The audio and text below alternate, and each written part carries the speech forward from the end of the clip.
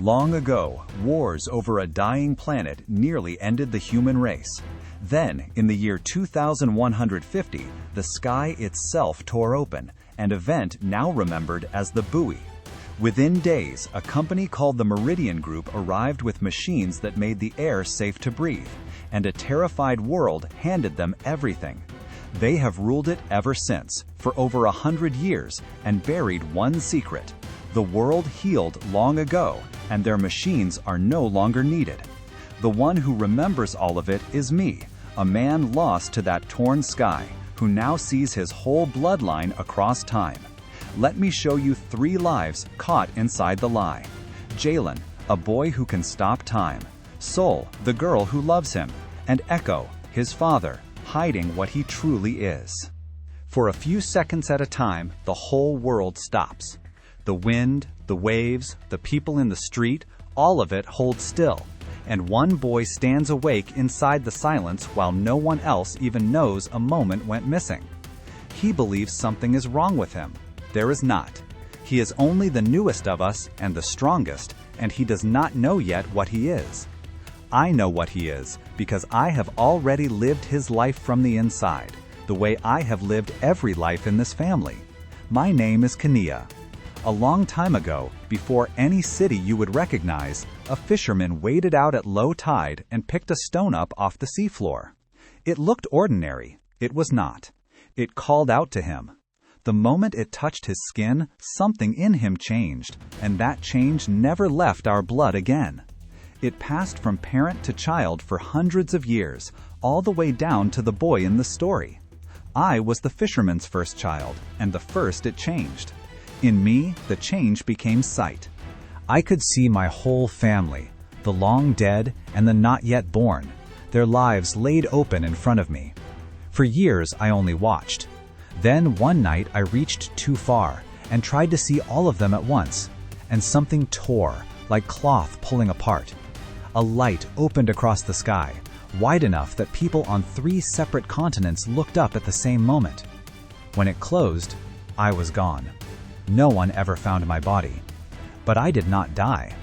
I came loose from my own time, and now I live inside my family instead, one person at a time. His name is Jalen Osei. Let me show you his morning. I open my eyes as the boy. I wake up the same way I always do, to the sound of the atmospheric processors cycling down from their night shift. The processors make a low harmonic that sits just below the threshold of conscious hearing. It keeps 12 million people in Sector 9 breathing while they sleep, and I have heard it every morning of my life. My cortical link chimes behind my ear. Tuesday, the 12th of November, 2280, 6:40. A weather summary follows. 22 degrees, partial cloud cover, atmospheric processing running at 94% efficiency. The transit schedule shows Pod 7 North departing in 43 minutes. 2 unread messages from Sol are sitting in my queue, both sent after midnight. The house is ground level, one of the older residential blocks in Sector 9 that was built before the vertical expansion, back when people still lived on the actual surface of the earth instead of stacked in tiers above it. The windows are real glass instead of holographic panels. The kitchen door swings on hinges. The walls are made of material that does not reconfigure when you touch it. My father bought this house for reasons he has never explained, though I have watched him touch the real glass windows the way other people touch old photographs. One coffee mug sits in the sanitizer with the ceramic still warm to the touch. Eco's research terminal in the study is dark except for the amber standby light, which means he logged off less than an hour ago. His jacket and his transit pass are gone from their usual places. He was here an hour ago. Now he is not. The kitchen still smells of the bitter tea he brews on the nights he does not sleep. I take my Brevicet, which is one small blue-white tablet that dissolve on my tongue with a faint chemical sweetness I have tasted every morning since I was 6 years old. My doctors prescribed it as a neural stabilizer for the condition they diagnosed when I was a child, which they call neural absence episodes. I call them fractures because that is what they feel like. Reality splits at a seam I cannot locate, and I fall through the gap, and then it closes again. The fractures used to come once every few weeks when I was young, a flicker like the world was a signal and someone bumped the frequency. I would blink and half a sentence would be missing from the conversation. A teacher would be 3 words ahead of where I left her. My friends would be laughing at a joke I never heard the start of. I learned to fake it early, to nod along and smile and fill in the blanks, because the alternative was being the kid teachers watched with careful eyes, the one other parents discussed at pickup in voices they thought were quiet enough.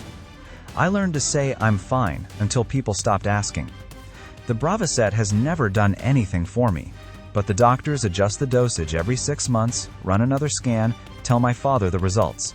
He nods and writes it down.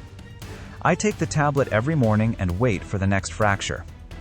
Meridian's neural compliance protocol is built into the prescription itself. Miss a dose by 24 hours and your cortical link sends a priority alert flagged as a medical concern. At 72 hours, the system escalates automatically, a psych evaluation request routed to your medical profile and copied to your employer, with a follow-up home visit from a Meridian wellness coordinator who arrives with a handheld diagnostic kit and a tone of voice that says she has done this before. I know this because when I was 14, I stopped taking the Bravocet for 3 days to understand something. I wanted to know whether the fractures were the medication or were me, whether they were a side effect or the actual condition underneath, the thing the tablet was supposed to be managing. The only way I could think to find out was to stop and observe. My father would have called it a methodology. I just called it needing to know. The cortical link woke me at 2 in the morning on the second night with a priority chime I could not dismiss. By the third morning, a wellness coordinator was at the front door. My father stood in the doorway and looked at her and then at me, and his expression did the thing I had never seen it do before, split between the scientist who understood exactly what I was testing and the father who did not want to understand it. The coordinator ran her scan and filed her report and left. My father made breakfast and said nothing for 2 days. When he finally sat down across from me at the kitchen table, he asked what I was looking for. I told him I was trying to understand my own brain, and he looked at me for a long time before he said that was a reasonable thing to want. The fractures did not stop those 3 days. What I found was that the medication had never been touching them. The other answer I got was the wellness coordinator at the door. I pass the hallway on my way out, and there is a photograph on the wall, a real photograph, printed on paper and mounted behind glass in a wooden frame. In 2280, that is an aggressively analog choice, and my father made it on purpose. The photograph shows a woman with dark skin and warm light on her face, her head turned towards something outside the frame. She is laughing, caught mid-laugh at something off to the side, surprised into it. The shutter found the exact second. Her eyes are my eyes. Her name was Ama Osei, and she was my mother. She died when I was not yet 2 years old. I do not know the details because my father does not talk about it. Every time I asked as a child, his hand went to the necklace under his shirt, his eyes dropped, and the room went quiet in a way that ended the conversation. I stopped asking years ago. Some mornings, I walk past her photograph without stopping. As I leave to head to meet Saul, today I stop and stand in the hallway and look at her face, and I do not know why. Sol is already at the pod station when I arrive. She is leaning against the railing with her cortical link's visual overlay active, and I can see the faint blue glow of the display reflected in her left iris. When she sees me, she dismisses the overlay with a blink and starts walking, and I fall into step beside her without greeting or performance, the way we always move together. Sol does not say good morning, and neither do I. Some mornings the words cost more than they are worth, and she has always known which mornings those are. Soleil Calloway has been in my life since before I can remember choosing her. We grew up on the same block and went to the same school and rode the same transit line, and our friendship does not have a beginning that either of us can point to. By the time I was old enough to understand what a best friend was, she had already been mine for years. The pod carries 2 seats behind a curved window that wraps from floor to ceiling. The magnetic rail lifts us 12 stories above ground level. Through the window, I can see residential towers catching early light on their upper tiers, with atmospheric processor exhaust refracting the dawn into prismatic ribbons of pale violet, amber, and white. The whole system traces back to one morning, Saul says, watching the processors the way she always does, like she is waiting for them to do something different. The buoy, yeah. The sky opened and Meridian showed up with the solution inside of a week. Funny how that works. Between two commercial towers on the eastern edge of the sector, a narrow corridor of open sky frames the ocean stretching dark to the horizon. "How'd you sleep?" she asks, and the question is not small talk. Saul knows what bad nights look like for me, because she knows that the fractures cluster, and I wake up with hours I cannot account for, and a weight behind my eyes that the Brevicet does not touch. Fine, I say. And then I add the truth, because the lie won't hold with Saul the way it holds with everyone else. They're getting more frequent. She tilts her head slightly without turning toward me, which is the thing she does when her brain catches on something, and she keeps watching the city through the window. More frequent how? 3 this week, and it used to be 3 a month. And do they feel the same? Nobody has ever asked me that. Doctors ask if the fractures are longer or shorter. My father asks if I took my Brevicet. Whether they feel the same has never come up. No, I say. They feel longer and deeper, and when I come back it feels like more time passed than the clock says it did. Saul is quiet for a moment while her cortical link's visual overlay activates again with a brief blue flicker across her left iris. I know what she is doing, because I know her. Sol has been cross-referencing my symptoms against the published medical literature through her cortical link for months, and she would never tell me she was doing it. That doesn't match the neural absence profile, she says. She is right.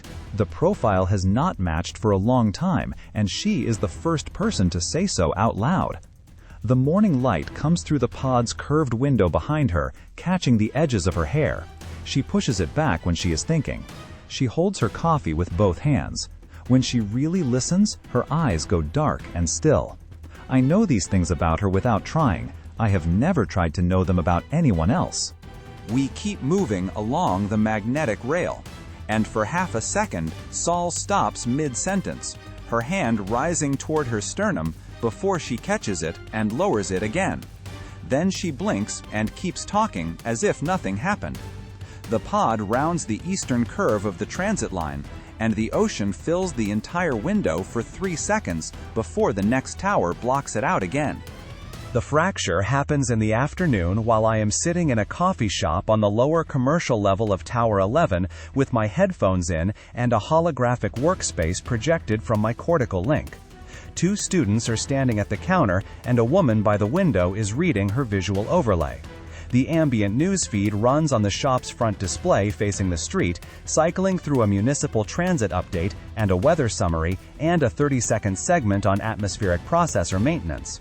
The warmth starts the way it always does, with a flush of heat behind my sternum that spreads outward while the world goes far away and sounds stretch and edges soften and reality begins to split. This time the warmth does not creep. It floods through my arms, my fingers, and my chest all at once. Sound drops away. The holographic menu above the counter flickers once and resets to its default display.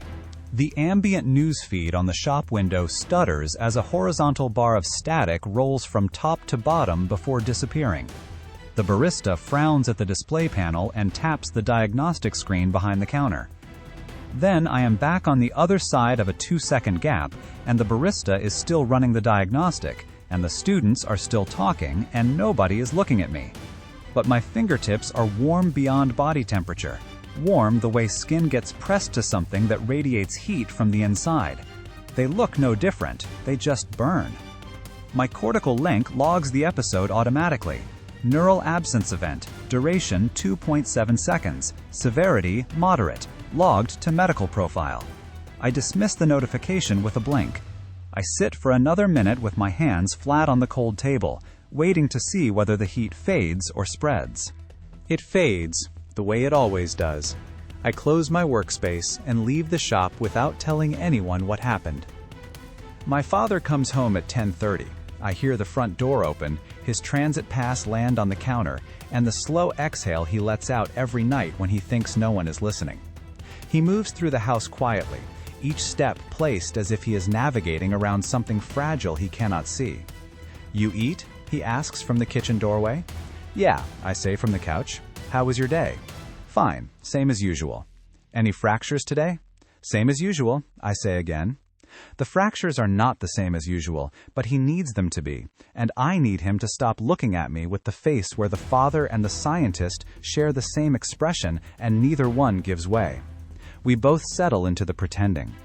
His cortical link chimes with an incoming notification. He glances at it, and the tiredness on his face drops away as something sharper takes its place. He excuses himself and walks down the hall. I hear his study door close and the lock engage behind him. Through the wall, I hear fragments of a conversation I was never supposed to hear. The temporal drift in Sector 9 has exceeded baseline by 14 nanoseconds. The accumulation over the last 48 hours is inconsistent with geological origin. He goes quiet and listens to whoever is on the other end of the call. Holt wants a briefing by Friday. If this correlates with the biological signature Devi flagged last quarter, we are looking at a reclassification. He listens again for a longer stretch before responding. I know what I am looking at, I just don't know what's generating it. I am standing in the hallway barefoot and holding my breath. I do not know what temporal drift means or why 14 nanoseconds matters or who Devi is, but the way his voice tightens around the word generating stops me cold. You generate a signal. You do not generate geology. Something is doing this on purpose. I go to bed and lie there in the dark with the processor hum filling the space his voice left behind. A few minutes later, I hear him standing in my doorway, and I keep my eyes closed and slow my breathing until he believes I am asleep. He stays in the doorway for a long time before he finally turns and leaves. My father has been like this for as long as I can remember. Present, but somewhere else, looking past me at something I have never been shown. His hand goes to the necklace under his shirt the way other people check a pulse. I have watched him do it 10,000 times. Thinking, scared, standing alone in the kitchen at midnight. Whatever the necklace is, he has never once put it down. The next fracture comes 2 days later while I am sitting alone at the kitchen table with a glass of water in front of me. The atmospheric processors have shifted to their sunset cycle, and the filtered amber light coming through the real glass window is softer than the clinical daytime output. The warmth comes harder this time, through my whole body at once, and sound cuts out like a switch thrown, and the light in the room bends as the air around me warps and thickens. Light is coming from my hands. It is not reflected from the sunset through the window. It is radiating from inside me, faint and prismatic, shifting between colors I cannot name. The light pulses once, then twice, then fades as the fracture releases me. The glass of water has not moved. The amber light has not changed. And only 3 or 4 seconds have passed. But the holographic clock above the kitchen doorway is frozen with its digits locked in place, and the colon between hours and minutes no longer blinking. The clock holds that frozen moment for 4 full seconds before jumping forward, with the digits rolling through the missed time to catch up. I did not know it then, but I was already in a file. A Meridian ground station logged a pulse from our kitchen that night, too small to trip an alarm, big enough for the automated system to keep. It was not the first entry under our address, and the entries were getting closer together. I would not see the file for months. By the time I did, it had my name at the top of it. At the time, I was sitting at the kitchen table with my hands shaking, watching the prismatic light fade from my skin and trying to understand what was happening inside my own body. I pulled Soul's contact up on my cortical link and hovered my thumb over the connect icon while I tried to think of a way to tell someone that light had come out of my hands. I could not find the words for it, so I closed the contact and grabbed my jacket and left the house because I needed the kind of quiet that does not feel like the silence before a fracture. I needed the ocean and the wind and water loud enough to drown out the quiet I had been listening to all day. There is a place I go when the world gets too loud. It is a cliff 20 minutes from my house by ground-level transit, outside the municipal grid, in one of the places the vertical expansion never reached. The coastline retreated here during the climate shift and exposed rock that had been seafloor 3 centuries ago. The path winds through scrub brush and exposed stone with no transit rails and no holographic markers, and my cortical link loses signal strength at the cliff edge until network connection weak appears in my overlay. I come here because the ocean does not ask anything of me. It does not ask how I slept, and it does not adjust my dosage. It just moves, wave after wave, and the wind at the cliff edge is always sharp. The sound of water hitting the rocks below reaches me a beat after the impact because of the height. I have been coming to this cliff since I was 14 years old. I stand near the edge with the sun almost gone. The processors have shifted to their twilight output, banding the sky in violet, amber, and the pale gray of filtered light fading to dark. The water below is black and churning against rocks that were seafloor before the climate shift. The wind coming off the ocean pulls at my jacket. The cold comes through it within a minute. I never dress warm enough for this place, and I never remember to. I think about the fractures and how they stopped matching the profile a long time before Soul said so out loud. About my father and temporal drift. About my mother's laugh in the photograph, aimed at something I will never see. About the light that came out of my hands at the kitchen table. I stand close enough to the edge that the loose rock under my left foot shifts when I shift, and I listen to the pieces fall before I hear them strike the water below. The wind pushes in off the ocean and presses flat against my chest, and I stand there and let it, and I think about what 1 second of weightlessness from all of it would feel like. Not falling. Nothing as decisive as that. Just 1 second where the Bravasset, the fractures, the light, and my father's silences all stopped pressing down, and I hung in open air carrying none of it, weightless, owing nothing to the ground below me. 1 second of that. And then back to solid ground. I do not step forward. I stand at the edge with the wind in my jacket and let myself want it, the setting down, not the falling. They are not the same thing, and I have never once confused them. Then the fracture hits. And this one is nothing like the others. The warmth comes all at once, no warning and no build, and reality splits at every seam I can feel. Sound tears away. My vision breaks apart at the edges. My footing gives way at the cliff edge. I drop off the side, wind tearing at my clothes, and the rocks rising to meet me. My arms reaching for something that isn't there. Halfway down the cliff face, everything stops. The wind goes silent. The ocean locks in place below me. Every wave and every curl of foam frozen mid-motion. I am suspended in the air, with the cliff wall close enough to touch, held by something I cannot name. I breathe. One long pull of air I could not have stopped if I tried. The rocks below me have not moved. I am still here. The prismatic light is radiating from my hands and arms, stronger than anything I have seen before, shifting between colors that should not exist. Everything around me is blurred, the way a photograph looks when the camera shakes at the moment of the shot, with the edges smeared and the details dissolved into noise. But when I fix my attention on a single point, the blur snaps into focus so sharp it hurts. The rocks far below me become jagged and real. The surface of the ocean becomes a frozen sheet of dark water with curls of white foam locked in place.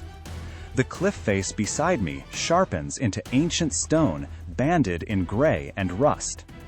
These things only become real where I put my attention, and everywhere else stays static. I look at the cliff face beside me. The stone changes. No one carved it and no one built it, but an outline is there now, pressing out from inside the rock as if it has been waiting for me to look. Its edges pulse once with the same light coming off my skin. I look out toward the horizon, and a wall of water so tall it fills the sky is there, stretching from one edge of the world to the other. The wave curls at its crest, aimed at the coastline and everything behind me. The rest of the frozen world feels caught mid-motion, held in place between 1 second and the next. The wave does not feel frozen like the rest of it. It feels like it is still coming, a memory pointed the wrong way down time. I know the wave is real, but when? Let me leave the boy there a moment, held against the cliff, wrapped in his own light. One frozen second stretched long enough to fall through. I can see what he cannot. Miles away, at 17 minutes past 9, every sensor across the city of Sector 9 came on at the same instant. The machines took 4 seconds to decide what they were looking at, and the answer was the second highest alarm the city has, one step below the word they use when they think everyone is in danger. In a tower high above the sleeping city, a man named Director Marcus Holt woke to the light of the message on his screen. He read it once and then again. Then he sent 5 words to one person, the boy's own father. Echo, where are you? None of it reached the cliff. So let me open my eyes as the boy one last time, for the thing he was about to see. I was wrapped in prismatic light above a frozen ocean, and below me, where the outline had risen out of the stone, I finally understood what it was. A door. And it was waiting for me to open it. Jalen opened the door. I have watched him open it more times than I can count, and it still stops my breath every time, because I know what is waiting on the other side, and I know what it is going to cost him. It will cost the girl who can already feel the heat of him from across the city. It will cost the father who cannot stop touching the necklace hidden under his shirt. But all of that comes later. My name is Kanea, and I keep this history because someone tried to erase it. For 100 years, the people who run this city, a company called the Meridian Group, have been quietly deleting the record of this family and of what really happened to the world. They were thorough, but they could never reach me because I am not anywhere they can go. So the true story survives here, in the telling, and now in you, because you just heard it. If you do not want it buried again, like and subscribe with me. I will open my eyes again and show you what that door cost him.